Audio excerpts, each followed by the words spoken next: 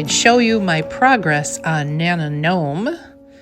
So I have completed through clue 5, and we just received clue 6 today.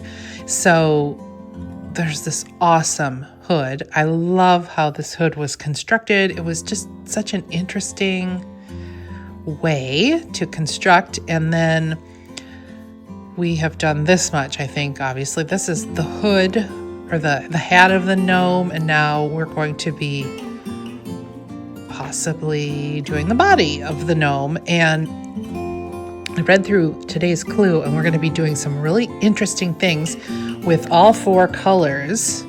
And we're going to be doing color work, but the color work is not, it's not stranded color work. It looks like it's going to be maybe mosaic slipping.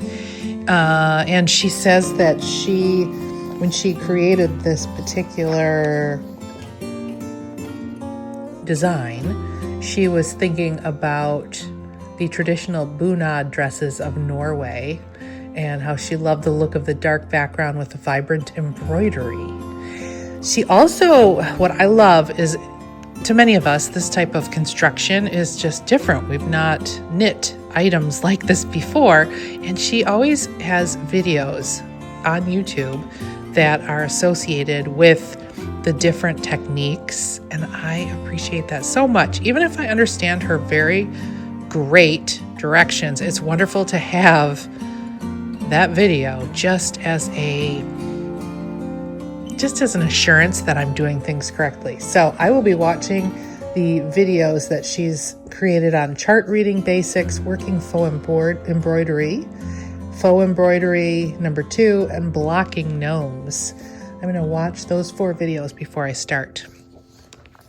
But I'm super happy with these colors. And I think it's turning out so beautifully. This has been such a fun make-along.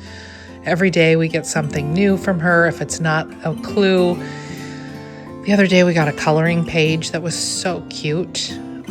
We get recipes. It's just been a ton of fun. I also worked a little bit on my Sophie scarf. I have been using a thicker yarn than what is called for. It's by the Fiber Company, and the yarn is called Ann Make. The colorway is Hot Like Me, and it's just this really pretty red I picked up when I went a couple weeks ago to Ann Arbor and went to Spun. I picked it up there, and right away I knew I wanted it to be some sort of scarf that I would just wear around my neck. So what I've done, since it's a different weight than what's called for in the pattern, I just knit until 50% was left on my skein, and once I got to 50%, then I started decreasing. So I just started the decrease now. This one's going to be a little bit bigger than my original Sophie scarf, which is the green one that you've seen before.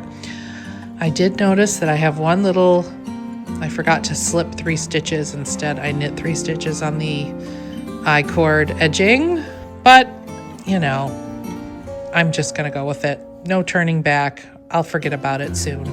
Let's hope. So that's where we're at right now. I'm halfway done, just starting on the decreases.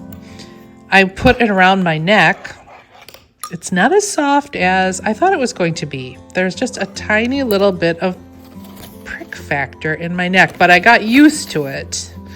And I should know that. I should know better. This is 50-50. 50 wool, 50 alpaca. Alpaca does that to me.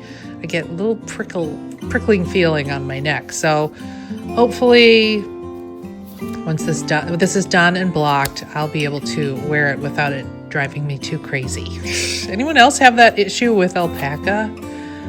I can get used to it if I just forget about it while I'm wearing it, but when I put it on at first, it's kind of like, ooh, this is alpaca.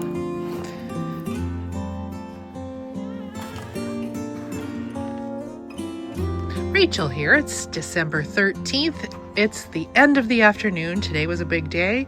I drove a couple of hours to go pick up our youngest at college, and it's great to have him back. The girlfriend already came over and off they went. So he was here for a whole 10 minutes, which is great. He was very happy to be home.